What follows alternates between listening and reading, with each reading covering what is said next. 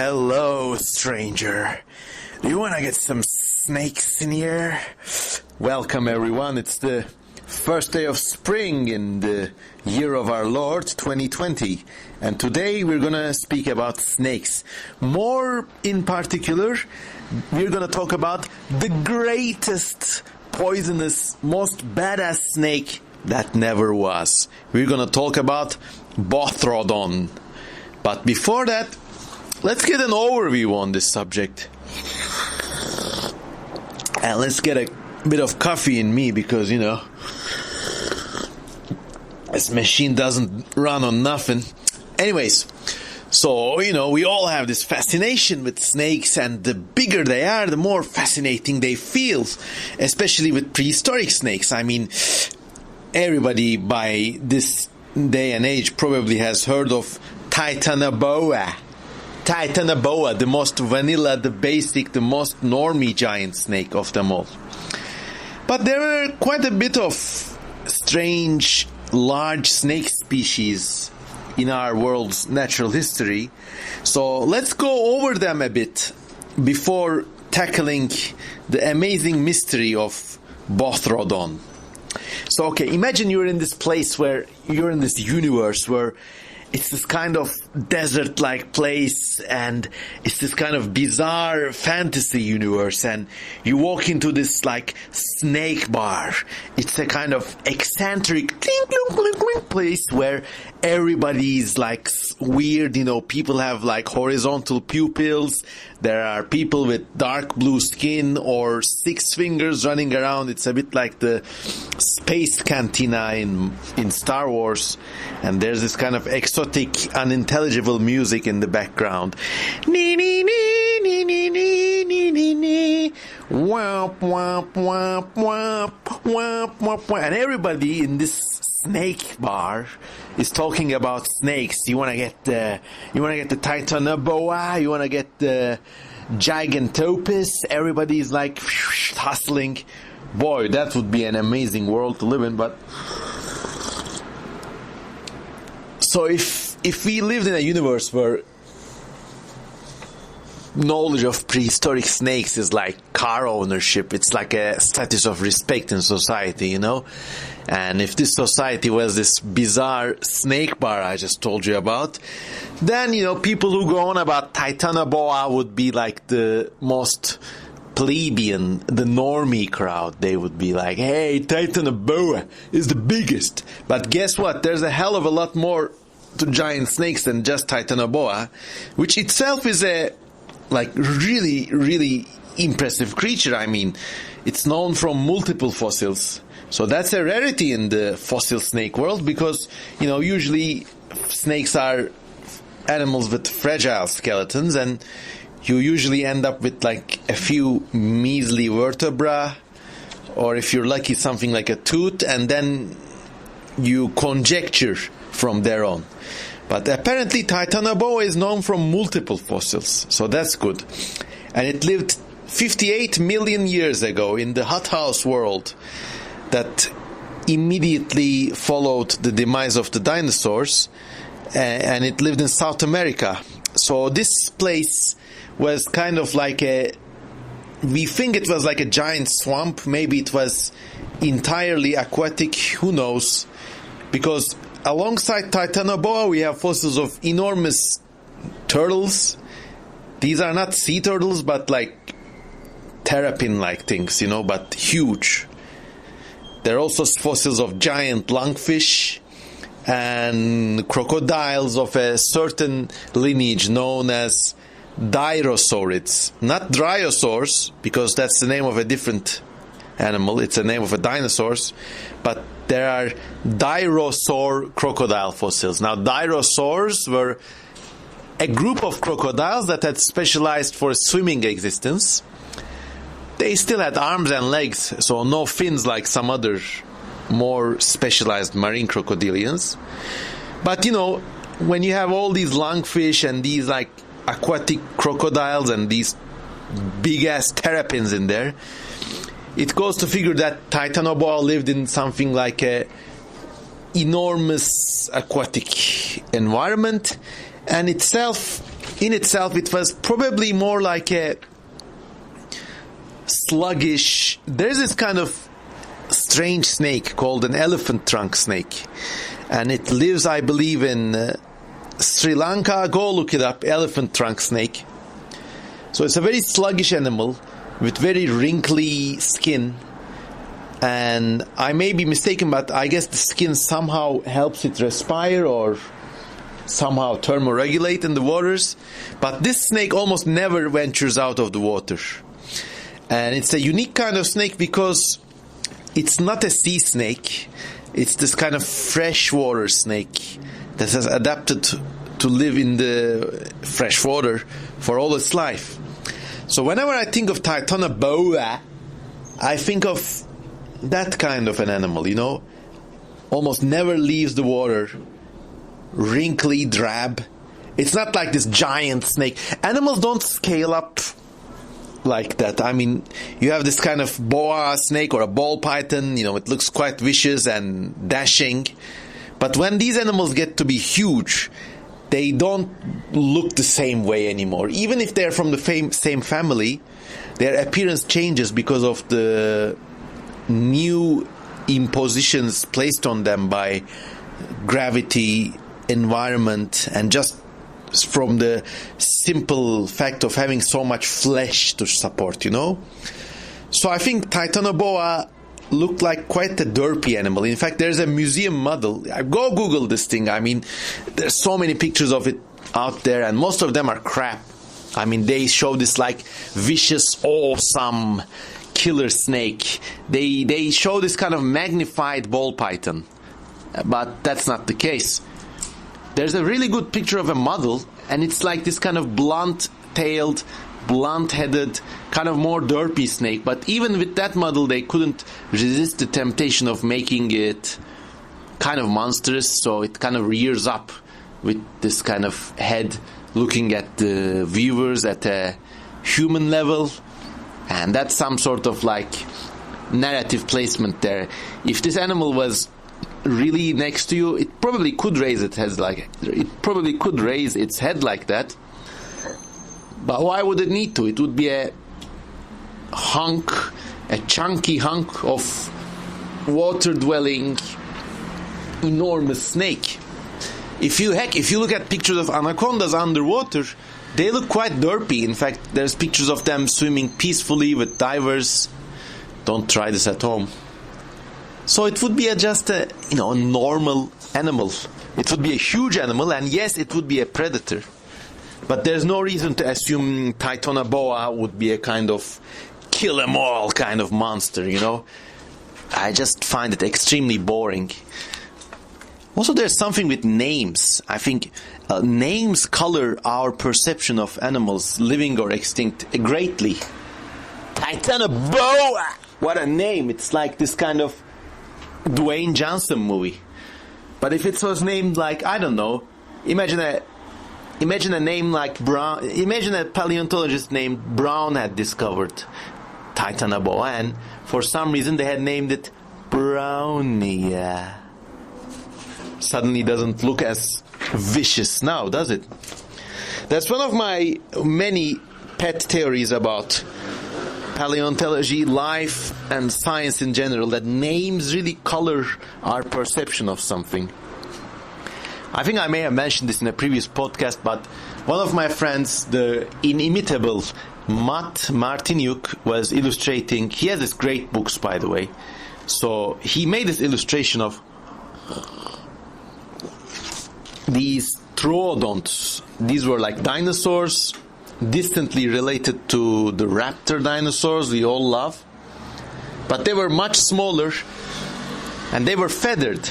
They were a bit like really smart and small predatory dinosaurs. You know the story. Anyways, so Matt Martiniuk has this book where he illustrated all the feathered or bird-like dinosaurs known until the publication of that book.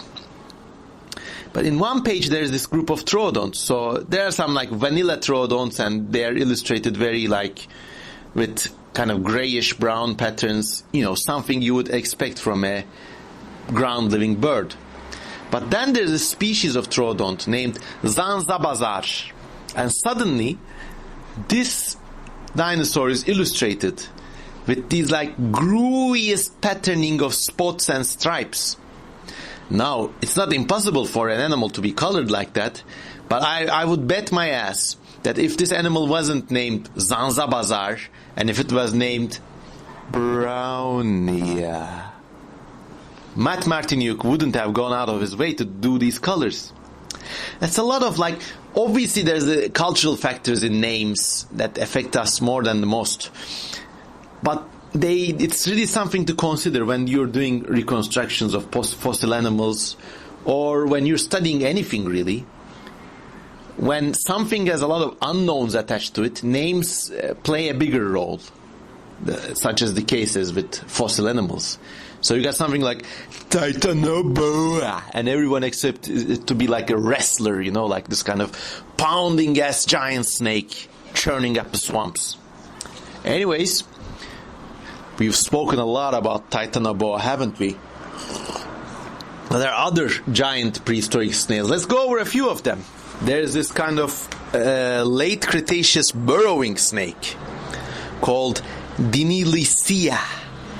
And again, the name thing is coming into effect here. I mean, this name is like, if you hear about something called Dinilicia, it's like the serpentine, giant, almost like sinful creature, crawling about. But actually, this stamp snake, whose relatives do not survive today, was a kind of burrowing snake that was specialized to maybe eat large prey. It was about 2 or 3 meters long, so nothing giant there. I mean, still a formidable snake, but still, if it was alive today, somebody in Florida would be keeping it as a pet. But the cool, quirky thing about Dinilicia is that its ear system was supposedly very sophisticated with 3 semicircular canals, and because of this reason, the researchers suppose that it was specialized to hear sounds or vibrations and kind of erupt from the ground like a graboid and catch them. Now, this may all be possible, but always keep in mind that with fossils, sometimes you really can't get characters of such high definition. And I would be willing to bet that if someone studied Dinilicia fossils again, or if someone discovered another fossil, maybe these ear canals would be like, oh, just a mistake. There was a wrinkle in the stone. But you never know, you never know. Let me get some more of that coffee. At the time of recording, 1st of March 2020, coronavirus epidemics were sweeping across the world, and here we are talking about extinct snakes.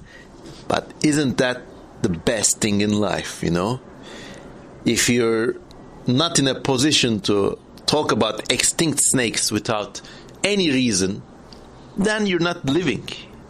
You're just an automaton. But anyways, that was just an edgy joke from me. Let's go on.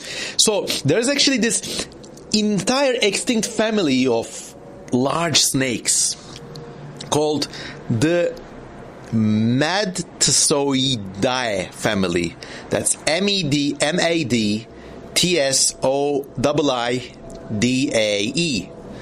Now, we don't know if this was like a natural grouping or if it was like an artificial group in which researchers placed unrelated species together. But they were out there, from the immediate end of the dinosaur age. Actually, from the last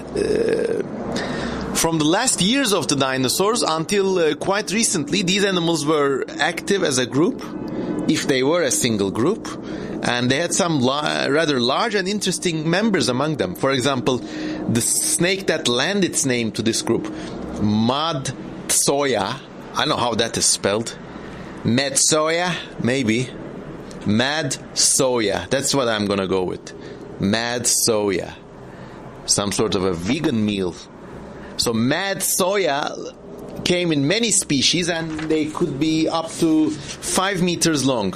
Now, the thing with many of these Madsoiid snakes was that their mouths weren't able to gape as wide as most modern snakes could, the researchers think.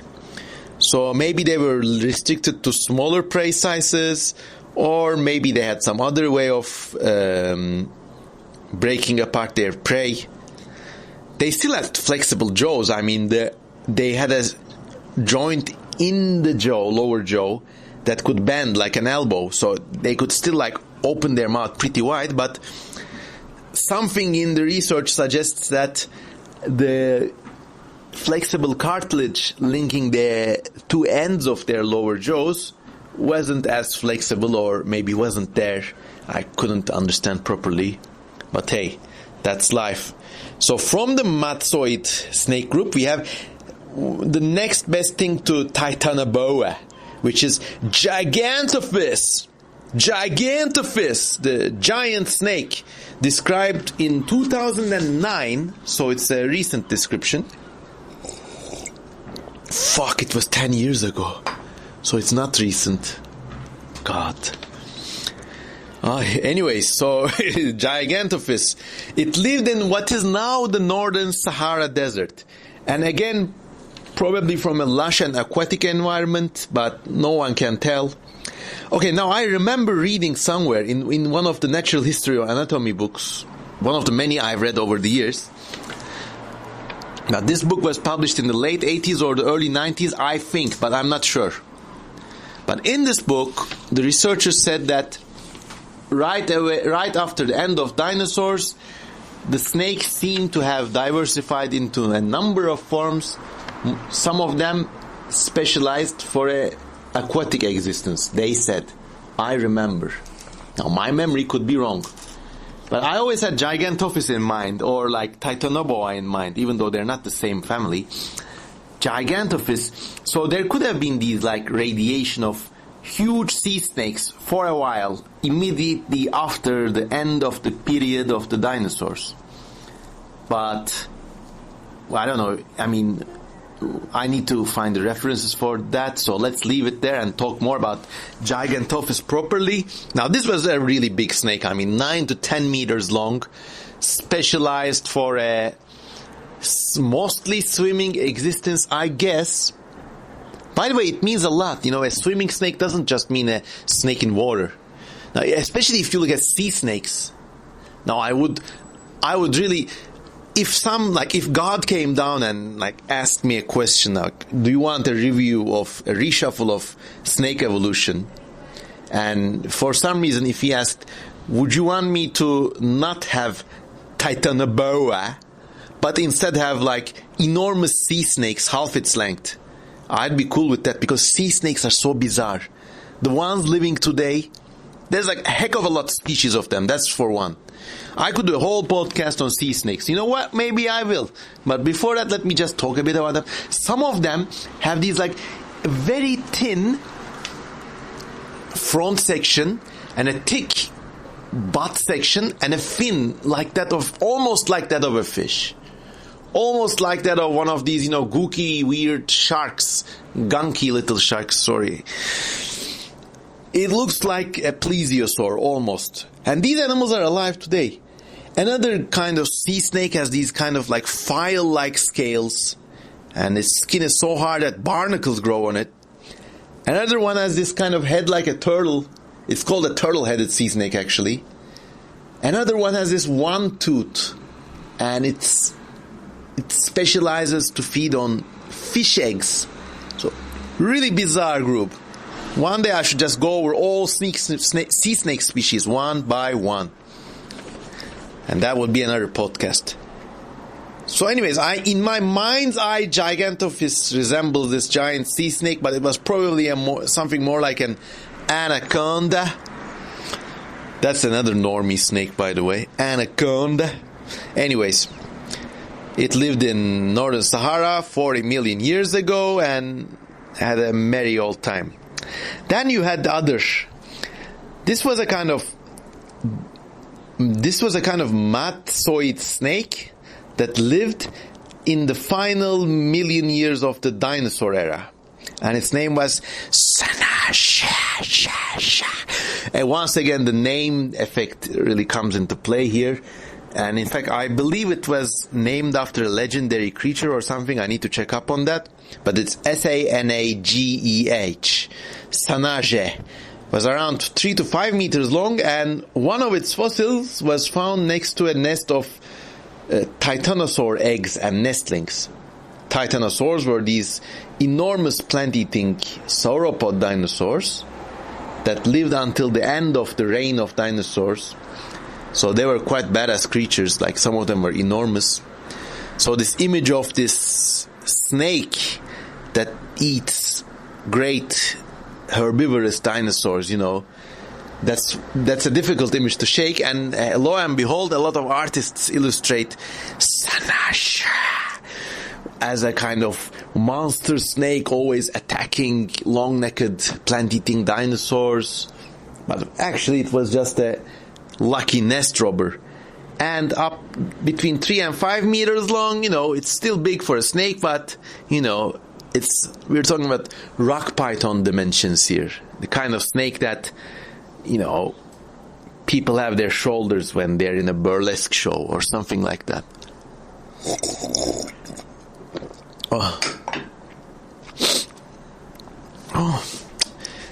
So we still haven't gotten to our money shot. We got 2 more species of Madsoiid snakes to cover. And these both come from Australia. And once again, their names are really eclectic and I love pronouncing them. First is Yurlunggur, Aboriginal name obviously, from the River Sly fossil site in Australia near Queensland.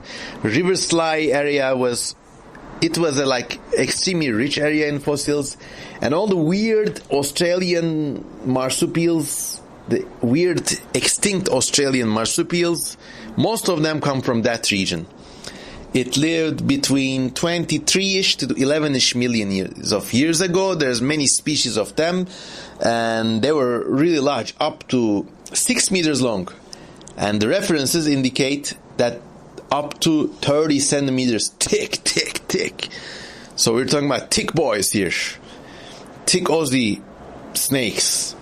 And they were constrictors, and they were just a predatory component of Australian ecosystems. The cool thing about these snakes were that they were from a completely different and primitive group of snake evolution. Now, when we look at snake evolution today, we have the boas and the pythons, and generally we accept them to be more basal than things like water snakes, grass snakes, or vipers and whatever. Then there's the entire problem of burrowing snakes, but let's not get started about them, because that discussion could run really longer. Basically, there's this, there are 2 competing theories about how snakes evolved, from the water or from ground up, from a burrowing ancestry. And there's evidence that supports both theories. Genetic evidence seems to favor the ground snake theory. But anyways, let's not get carried away. Let's go back to the Australian Madsoiid snakes. One of them was Yurlunggur. Another one, even bigger, up to 9 meters long and up to 30 centimeters thick, or even thicker, if you know what I'm talking about. Anyways, it's called Wonambi. And its name comes from the Australian Aboriginals have this rainbow snake myth, which is like the kind of creator figure and one of the earliest beings in existence. And a certain group of Australian Aboriginals living in extreme southwestern Australia called the Noongar people have this snake myth about Wonambi. So the name was applied directly to this species. And actually these people have this kind of their own version of the rainbow serpent, the Noongar people. They call it Wagil or Wagal, I don't know. And it's just a rich and dazzling piece of mythological imagination. But that's the thing, maybe it's not all imagination, because the fossils of this Madsoiid snake, Vonambi, date to the latest ice age. Think about it. An entire group of snakes and its last representatives lived late enough to come into contact with the first people. And, researchers wonder if this kind of Vonambi snake, maybe it was directly responsible for the legend of this rainbow serpent all across Australia. We probably know how these animals lived. They lived in water holes and kind of ambushed animals coming out to drink. So a bit like a giant snake trying to take a page out of the crocodile playbook. Just fascinating. I mean, once again, we missed a species from a completely different lineage of snakes. We missed them just by a measly few tens of thousands of years. But that is life. But all of these, now let's get to the meat part of our podcast, because there is a kind of extinct snake. Remember my allegory of the snake bar? Let's go back there.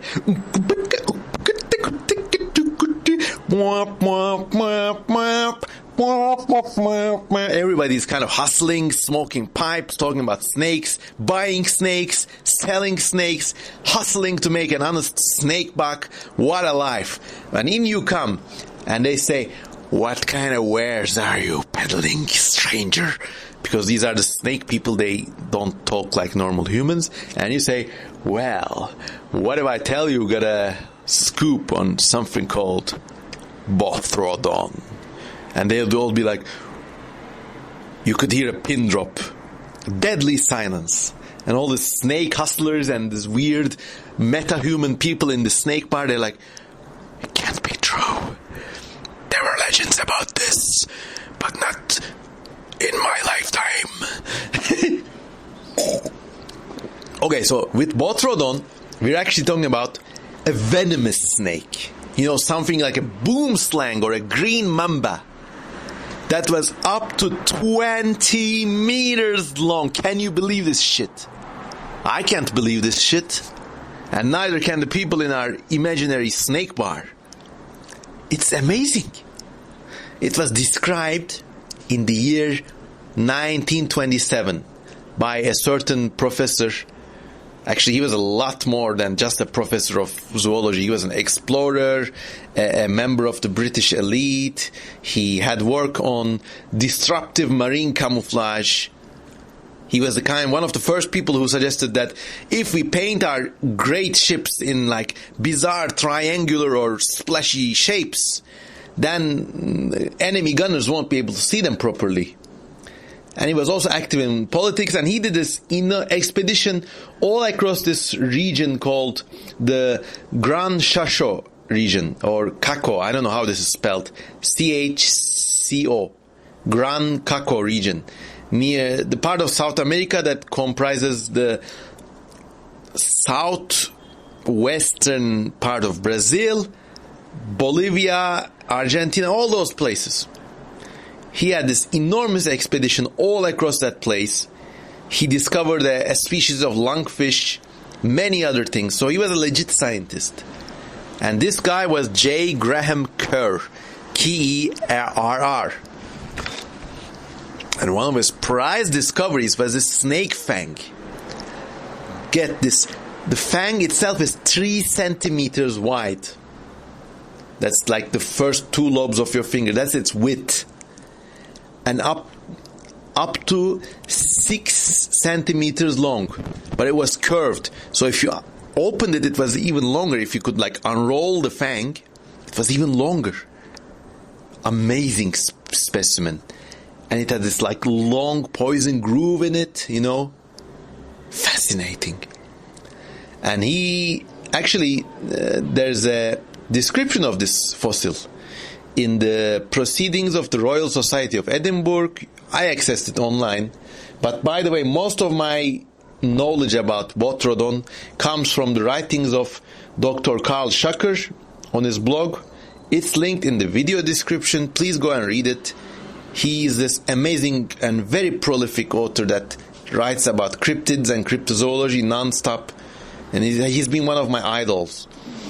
Anyways, J. Graham Kerr, when he was describing Bothrodon, he was like, this is to place on record the existence of a specimen which demonstrates the one-time existence of poisonous serpents of hitherto quite unheard of dimensions. This is how it's described in the paper. And I just love the way these like old British types wrote. And their writings, they're very succinct, but they're also flourishing with description.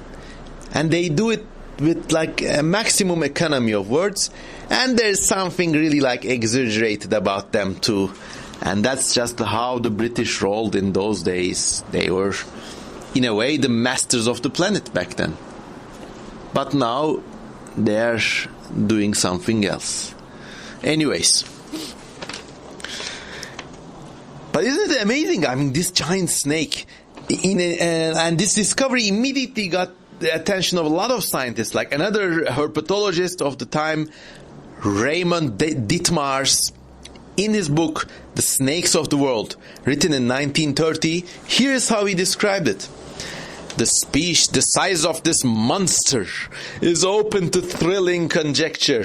Indeed, the thought it inspires rather dulls the image of that dinosaurian star, Tyrannosaurus, whose races passed away ages before this mammoth Bothrodon prowled the soil.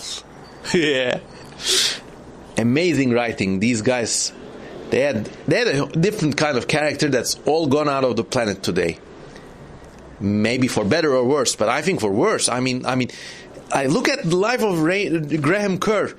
So, okay, they had all this like trappings of nobility and class difference associated with that kind of thing, but this guy invents camouflage for ships, explores South America, describes giant snakes. Who else can do that now? Now the world is like, all the magic has been leashed away from our world. Only if you go like to the corners or the nooks and the crannies, I don't know. If you're describing flies, yeah, you can make new discoveries. Other than that, the discovery phase of our Earth is over. Almost. I mean, there's still a lot to discover and an enormous amount of things we don't know, but still that kind of like hands-on one-person expedition, it's just long gone. Now all our shit is to do with tech development, develop even more sophisticated ways to keep tabs on what we're doing, and I don't think that's going to make anyone any happier after a certain point. That's just me. But anyways, let's go back. What do you think about Raymond Dittmars' description? The image it inspires rather dulls the image of that dinosaurian star, Tyrannosaurus, whose races passed away ages before. It's like the earliest written documentation of awesome bro, the kind of people who are like now on YouTube comment sections saying like, this dinosaur sucked because this giant snake was cooler. Get a load of that, Tyrannosaurus. Suck on it. And it's the same kind of mindset, but expressed with like a greater amount of erudite sophistication. So it was an impressive discovery. And okay, here's how they pictured this animal looked. They imagined that the enormous hook-like tooth, actually you can see the teeth in the video image, by the way, just look closely. It was something like the claw of a raptorial bird, they thought it was not aimed to strike like other poisonous snakes of our world, but it was a restriction device. So whatever this giant 20-meter long snake, can you imagine? I mean, a 20-meter long body as it like glided through the undergrowth, and it's poisonous. God, I mean, like, the poison must have flowed out of it, like a fountain. Heck, maybe it was even a spitting snake. Now, that would be coolest. How would an animal like that spit 20 meters long? If the lung is half the body size, 10-meter long lung. And then it goes. But I don't know if snakes propel their spit with their lungs. But anyway, a huge animal. And it could maybe hit targets like tens of meters away. I don't know. It would be like one of those tank games, What's it called? War Thunder. Play as Bothrodon, the giant snake. Anyways. They thought this animal was somehow related to the boomslangs and the mambas. And these are really like mambas and boomslangs. They're really impressive snakes on their own right. They grow around 3 meters long, some even longer. And they're like really like agile, intelligent, wary serpents. They like raise up, look around, on the prowl again, and very poisonous. Like, boom, if one bites you, boom, you're dead. That's the kind of game these snakes are packing. Now, imagine it's 20 meters long. And it had this raptorial tooth, so it kind of struggled its prey as they tried to get away. Now, what did these animals eat? In one of the museum labels, it is written that they fed on megatherium, the giant sloths, which is an exaggeration even for this animal. And even if you're a 20-meter long snake, you can't really open your mouth wide enough to swallow one of these giant sloths, because the sloths are mad thick, they're like full of claws, very wide. So Raymond Ditmars, the scientist who wrote this awesome praise to the snake, he believed that they were predators of smaller mammals, deer to human sized, maybe. It could have worked out, could have been real. But you know what? Everything I've been telling to you about Bothrodon, for the past half hour or so, everything was never meant to be. It was a lie. It was a fantasy. It was an error. Because in 1939, Dr. Werner Quenstedt, a German scientist, studied this fossil again. And he realized, wait a minute, that something's not right. Now the fossil really looks like a snake tooth. I mean, if I didn't know its actual origin, I would still think it's a snake. But guess what? It was a broken off part from a seashell named Harpago shiragra. That's Chireagra. From the Indo-Pacific region. It was a conch with these like flaring spiky edges. One of the edge spikes had broken off, and Graham Kerr had just found it, and he just, in typical Grandoise manner, he thought it was like a giant serpent, but it was just a seashell, guys. Just a seashell, bro. Anyways, I mean, the only mystery here is that this seashell is known from the Pacific region, and Graham Kerr collected it in South America. So how did it get from that place to that place? Now that's a mystery for the ages. Maybe it was by trade or by other human introduction. Maybe he just found it in a curio market, because I mean, as educated and respectable as they were, British scientists were not above forgeries. That was kind of their thing. Heck, even very recently, like, there's this British archaeologist, Mellart. He discovered this ancient city of Hattushash in Anatolia, in Turkey.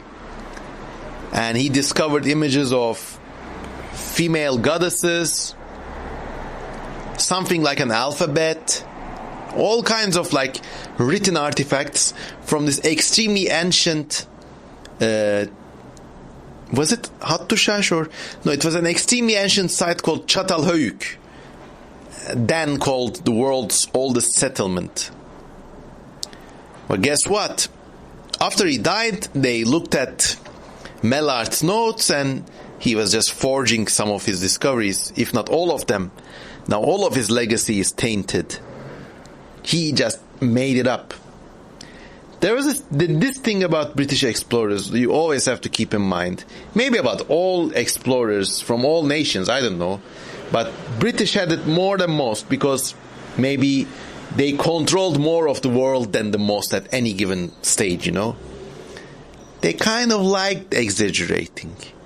So, you know, I wouldn't put it past him if Graham Kerr just went to a curio shop and there's this thing and he just said, you know, maybe I just discovered it here. Why not? The guy's an explorer, a savant, and because of this, he's a world builder. When you explore all this region, South America, and you see all the fossils of giant sloths, why not add a giant predator? You know, I mean, I wouldn't put it past him, and, you know, I would have no hard feelings, to be honest. Because the more you look into, especially these niche areas like archaeology or paleontology, you see that a lot of stuff is built on shaky foundations. Anyways, so that was that, guys. I mean, guys and gals. Bothrodon was a giant heavy metal snake that was never meant to be. And curiously, this was falsified in 1939, but Graham Kerr kept living for quite a bit more. And in 1950, he published his book called A Naturalist in the Grand Chaco, or Chaco.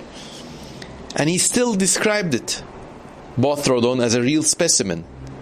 Maybe he had never heard of the refutation offered by Dr. Werner Quenstelt in 1939, or maybe because he was like a chair of zoology. I mean, he was like one of the most distinguished zoologists of his time, and a lot of science he did was legit, so, you know.